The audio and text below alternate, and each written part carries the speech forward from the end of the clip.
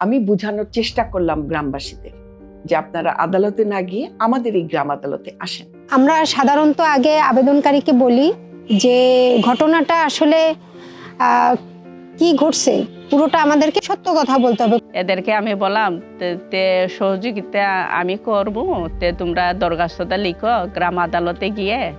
বিচার মানেই বড় আদালত, দীর্ঘ অপেক্ষা কিংবা অতিরিক্ত খরচ, এই ধারণা এখন অনেকটাই বদলে গেছে।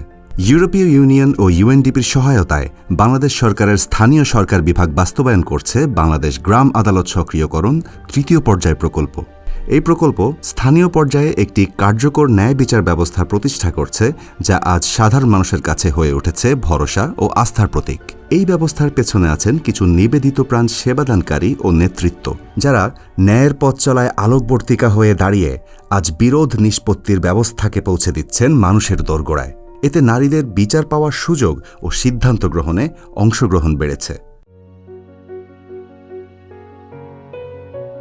আমি বোঝানোর চেষ্টা করলাম গ্রামবাসীদের যে আপনারা আদালতে না গিয়ে আমাদের এই গ্রাম আদালতে আসেন।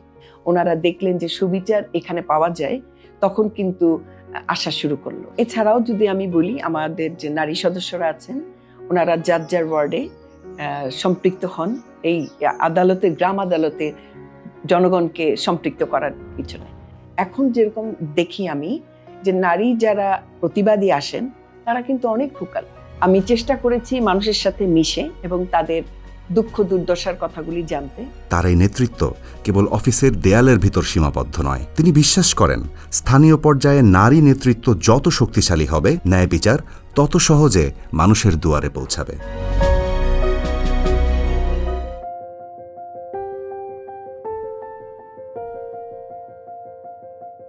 সেলিনা খাতুন, ইউনিয়ন পরিষদের accounts assistant cum computer operator. তার দায়িত্ব গ্রাম আদালতের পেশকার হিসেবে কাজ করা এবং মামলার নথিপত্র সংরক্ষণ করা।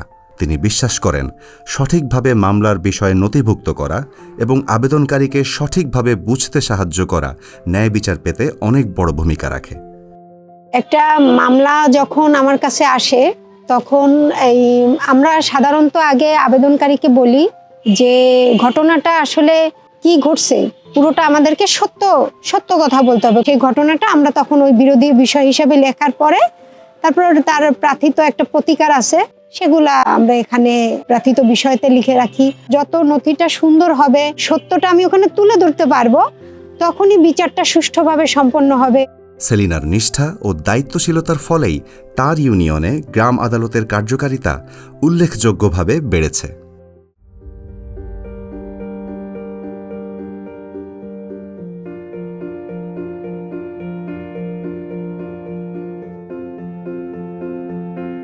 ত্রিনলাম রং গারো সম্প্রদায়ের একজন নারী সদস্য, যার কণ্ঠ এখন গ্রামের নারীদের সাহসের প্রতীক হয়ে উঠেছে।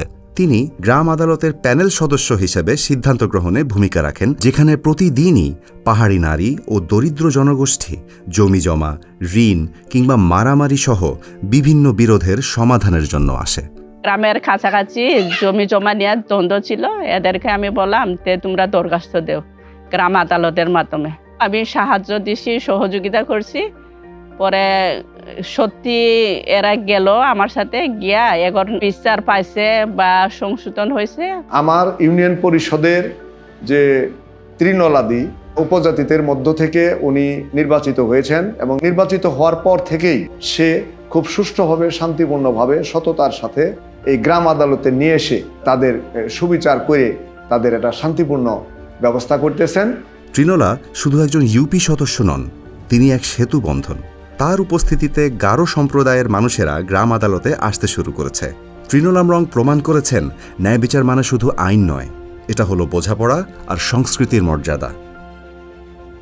তৃণলার সহানুভূতি, সেলিনার নিষ্ঠা আর নাদিরা রহমানের নেতৃত্ব সবার জন্য তৈরি করেছে ন্যায়ের নতুন এক অধ্যায়, এক উজ্জ্বল উদাহরণ আর গ্রাম আদালতের ন্যায় বিচার ব্যবস্থার উপর আস্থা।